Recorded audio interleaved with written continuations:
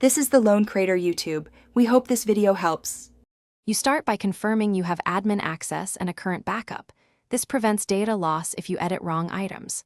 Next, locate the target page in Pages and note its slug and ID so you don't guess later. Once done, choose a removal method. Remove the menu link, edit the theme/template that outputs the link, or create a redirect to a safe URL. Make sure to open Appearance menus and the Editor tabs before changing anything. You will now remove the visible link. First, go to Appearance right arrow menus and remove the page item or replace its URL with hash to keep placeholder behavior.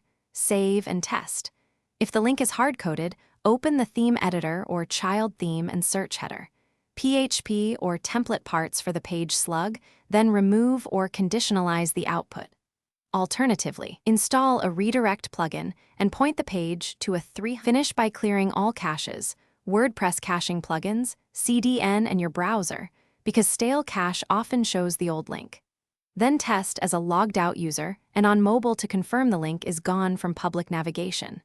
If the link still appears, inspect the page HTML to find its source, check for a widget or a custom menu fallback, and enable Query Monitor to reveal hooks or templates injecting it. If you must, revert the backup and try the child theme edit again.